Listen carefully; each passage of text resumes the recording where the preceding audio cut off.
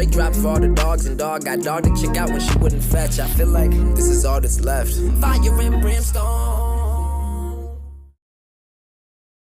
Welcome to another episode of the My Witz podcast. It's your boy T Witz, artist, business owner, and maneuverer of things that are popping. I appreciate you guys. Please like, subscribe, and hit the bell for the algorithm. I need you guys to tune in with me. I need y'all energy so that we can correlate each other's energy. That's what it's about.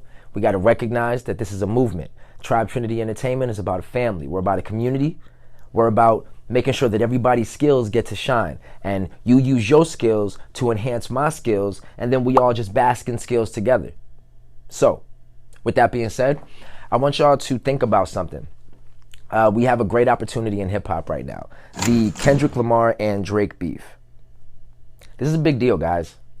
This is the battle of the titans. This is the clash of the century. This is something that we all need. This is something hip-hop needs. Agreed. And this moment in hip-hop has humbled me, guys. My closest friends, fans of mine, people that rock with me, they know that I have a certain understanding of Kendrick Lamar's music, and I have a certain understanding of how Drake works. Let's keep it a stack. We, as the hip-hop community, especially since finding out about Drake's ghostwriters, we have grown to understand that there is a divide. There's a divide in the business part of the music industry and the creativity that artists are losing touch with, in my opinion. And when I say losing touch, I mean it's become very apparent that the business part of hip hop is taking over, at least as far as mainstream goes. What I really want is, when it comes to my business, to allow artists to understand there's a sense of balance you have to have. Balance is key. I might have said this before on the cast, but I'm going to say it now. I had a really dope mentor. I had a teacher when I went to Quince Orchard High School, class of '08. His name is Patrick Dempsey. And he would come into the class every day and he would write the word balance on the board. At the time, I didn't really understand it. I didn't see the value in it, the importance in it. But now, being older, having gone through life, indulging in things that I shouldn't have, doing things that I should have done more of, not doing enough, I know that life is perspective and balance is the key. We're not all goody-goodies. None of us are all good. I like to think that none of us are truly all bad. And hip-hop is at a place where we are seeing how lucrative it can be. We're seeing people pop up with all kinds of means to pay their bills and wear the flyest gear. And we're letting the love for money ruin the fun of the art. I believe that the battle between Drake and Kendrick Lamar has turned out to become a battle of ideologies. I think both artists are sick, amazing in their own right. Honestly, I really do. It's kind of funny. I go by T. Witz. My little brother dubbed me that. He dubbed me T. Witz, and that's T. Witz. That's why I go by T. Witz. That's literally me spelling out my name for anybody who doesn't know. All right? T. Witz. T. Witz. All right? You get it? You get it? Like and subscribe. If you get it, like and subscribe, guys. Please. And the point of me saying that is because a lot of people think that I aspire to be like Kendrick Lamar. He goes by K. I didn't find this out until further in Kendrick's career when I really delved into his music. Neither here nor there. My point is, people compare me to Kendrick a lot. Lyrically, musically, they do. And one thing that I want to say is that it used to bother me because I think that me and Kendrick are very different artists, but it's grown to become a huge compliment. Back to my point, balance. The game needs a Kendrick. The game ultimately has needed a Drake. We've never had a Drake before, but we've had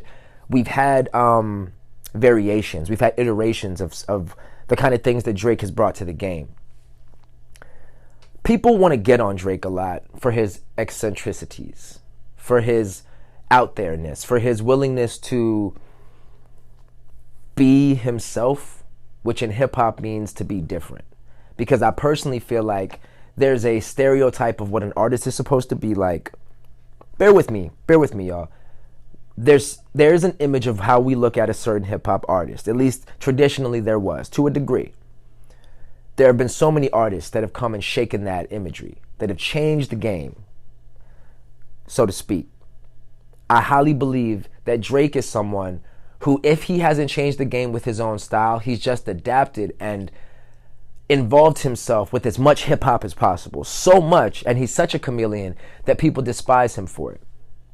I think Drake has been trying to level himself up, through balancing out different styles, different waves, different accents, whatever you want to call it. While Kendrick Lamar is the guy who has his bag of tricks and he knows them well. He utilizes them. He attacks with them. He knows that if he's on the hunt, he knows that at all times, like Batman, he has this utility belt of tricks that he can use to destroy artists, to make the best music that he makes, to work with people, to collaborate. This bag of tools is how someone like a Kendrick Lamar is able to transition himself into being a somewhat of a pop sensation himself with an album like Damn. I love Good Kid, Mad City. I personally think that's his best album. That's my opinion, personally. Drake. The man has always been a hit maker. I knew when I first heard him on the song Ransom with Wayne back in, was it 09 or something like that? Maybe before then. I knew for a fact that he was going to be the next big thing. I didn't know if Wayne was going to allow him to be. But Wayne comes off very humble. Balance. Allowing others to shine. Kendrick, I believe, if he does have a real problem with Drake in real life, I think it's Drake's lack of balance. Or at least in his eyes. I think it might be somewhat of Drake being such an artist that he's willing to do things that your traditional artist would look down on, would despise. Because in the end, it makes money. I think Drake has a team that reviews his analytics. I think that Drake has a team that understands that success is the main goal. And the Kendrick Lamar fan base, people that understand poetry, people that appreciate lyricism, they don't care about that bag as much.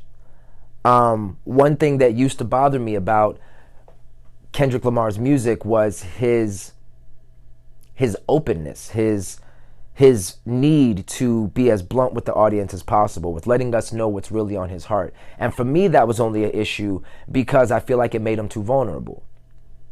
Vulnerability in hip-hop can be very bad. Take it from me. I'm a musician myself, and I get a lot of flack for my vulnerability. But it's not going to change me as an artist. I want my fans to get to know me. I want people that support my music to recognize what it is they're supporting and to believe in what they're supporting. I feel like Kendrick's very similar. I feel like Drake is at a point in his career where it's not that he doesn't care, but he doesn't have to care about that. He doesn't have to care about the integrity of his music, whether he does or not. If I'm ranting, guys, let me know in the comments. Please, I need feedback. Let me know what you think. All right? And keep in mind that we have sponsorship from Rosenthal Acura. I myself am going to be receiving an Acura from them. I plan on doing so. It's going to be great. I need a new whip. And they've been great in sponsoring my Witz podcast, guys. Thanks for watching. Enjoy the Acura experience at any budget. When you choose a certified pre-owned Acura from Rosenthal Acura, you can expect the same leading standards as a new Acura. Each certified pre-owned vehicle comes with a 12-month, 12,000-mile certified limited warranty, as well as a 24-hour roadside assistance service. And you can be sure that your certified pre-owned Acura is in pristine condition. Every eligible certified pre-owned Acura must pass a 182-point inspection and will include a vehicle history report. Choose a certified pre-owned Acura for affordable luxury today with Rosenthal Acura, located in Gaithersburg, Maryland, at 623 North Frederick Avenue. And tell them T-Witz sent you. Trap trend. Like and subscribe, guys. Appreciate you. My Witz podcast. Your boy T. Witz. This is a moment for us to see what happens when you choose business in hip-hop, when you go for the bag, when you go for the accolades, when you go for the shine, as opposed to keeping with the cycle of hip hop, the balance of hip hop, recognizing that, you know, these hip hop careers, they're kind of like football careers, you know? You get in while you're young, you know, you do your thing, and then you transition. At least that's what we're seeing now. With hip hop being a little over 50 years old, we are now in a privileged place to be able to look at the OGs, to look at the fallen, to look at the ones who have survived it, to see that this culture breeds a lot of competition. It's unique in that sense when it comes to breeding competition. Kendrick Lamar is the epitome of what happens when hip hop is successful, and then what happens next. That's the question. What happens next? That's what we're all trying to figure out now. Where does Drake take his career? Where does Kendrick take his career? Drake, the supposed billionaire after this $400 million deal. Kendrick, the prolific spokesperson for the hood, for those who understand and recognize how valuable it is to have integrity with your pen. No offense to Drake, and I mean that. Because I do think that Drake is a very prolific writer in himself. I think that Drake is a poet. I believe that if Drake would have never been exposed, nobody, you know, quote unquote exposed for ghostwriting, nobody would ever be questioning his pen. But because he's a pop sensation, because he became the money man, he became a Mayweather. He is too responsible for careers that need to keep going, for pockets that need to be kept full. And when you understand the value in that, I don't even think it was his choice to end up taking on quote unquote ghostwriters. And that's not me glazing, y'all. I hate that damn word, but everyone uses it now. That's not me glazing, y'all. That's me being real with it. I'm a business owner. I recognize the importance in knowing the business part of the music industry. And I think Drake has mastered it. I think Kendrick has his own beliefs and his own ideals and said, you know what, I'm putting it out there. If you are going to be business over music, Drake, then everyone's going to know it. And this is beyond the slander stuff. This is beyond the, you know, the claims of this and that. I'm not even going to mention them on my podcast, y'all, because I think that's just not necessary. But the ruthlessness of how Kendrick attacked Drake shows us that we are at a unique place.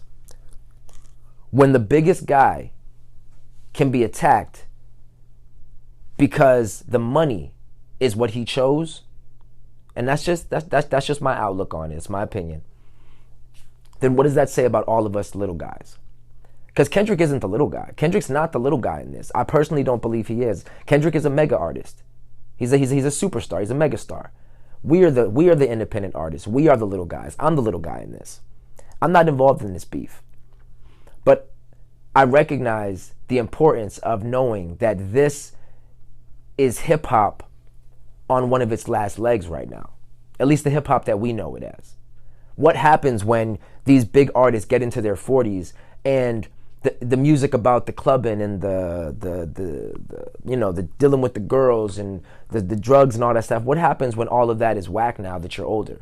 What happens when it's time to relay back messages? What happens when the OGs are looked at to speak the messages? Because that's what music originally was. It was passing on messages. It was moving people.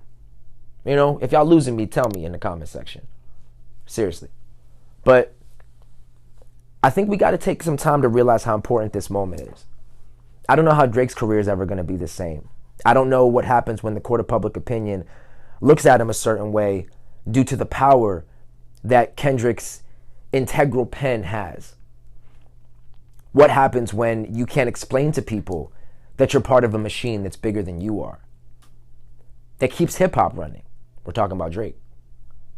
I had my good guy Noda. Shout out my guy Noda. He's from South Africa. That's my guy. He pulled up on me and he was explaining to me and a colleague, my boy Ostafa. Shout out Ostafa. He was telling us how Drake has become the industry. An artist like a Drake, The Weeknd, Beyonce. You know, there's a thing that people don't recognize often. The people that make the most money in business pay the highest amount of taxes. They control the wealth. And it's because they're taking all the risk. They're putting in the work. They're creating the infrastructure that provides the opportunity for us. You can't just destroy that. You can shake it, but tearing it down is a whole other thing because it affects everyone as a domino effect. What happens now that the biggest artist of the last 15 years has now been shown that he can bleed.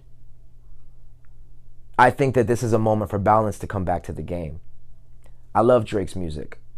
I don't know how I would like Drake as a person, but I think that this is a moment for him to say to himself, I can get back to making music that speaks on who I am and where my character is now. I think that Kendrick Lamar has achieved something in showing that he can become the biggest artist overnight and then give it right back to Drake. No offense to Drake. That's me just saying how this looks and how this feels from my perspective. Remember, if y'all lose me, say it in the comment section. If you have suggestions, say it in the comment section. I want to know how this reaches y'all, if this touches y'all souls, y'all hearts, y'all minds. Tell me. T.Witz. Check out the music, guys. Like, subscribe, hit the notification bell. Shout out my guy Tripstar.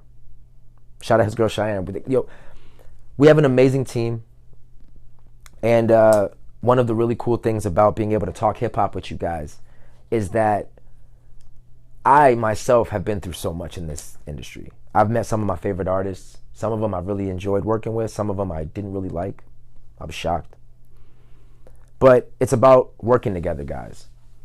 There's so many artists that complain about this industry, that complain about the labels that get signed, that complain about the messages that get pushed, but then will emulate and copy the exact same thing and push it as if it's going to change something. I choose to be the punching bag, guys. I choose to be the one that artists always want to say is overtly arrogant, talks too much, but I like spreading the truth. I like telling the truth about what I've been through so that others can learn, because I like to believe that a wise man learns from the mistakes of others. And I've made enough mistakes. Drake has made mistakes. Kendrick's made mistakes. We've watched them. We've had the privilege of being able to see what they're about in this industry. Move differently, guys. Work with people. Stay loyal to people. Don't take advantage of people. Take advantage of situations that will benefit you. But don't leave chaos in your wake. You know, I don't think it's necessary. I think that we can learn a lot from this quote-unquote beef. They're both signed under UMG when it really comes down to it. They both have a lot at stake financially. I think Drake had way more to lose in this. And I think it's interesting how it went from technically a 20v1 to a one-on-one that I believe mentally Drake just wasn't in the right state of mind for. I think that Drake is exhausted spiritually, mentally, physically. And I love that he at least gave us some rounds. He showed us that he's willing to still fight for his position, even though he don't really have to. I love that people compare me to Kendrick Lamar these days. If y'all want to check out my music, feel free to. They compare me to Drake too. I get a lot of comparisons, guys. That's not a big ego. That's just the truth, and I appreciate anybody who listens to my music. I'm just T-Witz, and that's who I strive to be every day. Just a better version with each day. So, with that being said, guys, thanks for checking out the My Witz End podcast. Don't forget to like, subscribe, and to give me feedback so we can keep increasing the value of what we bring to you so that we can have better episodes every time. All right, y'all? I love what I do. Check me out. Apple Music, Spotify, Tidal, all of that. It's your boy T.Witz. We out.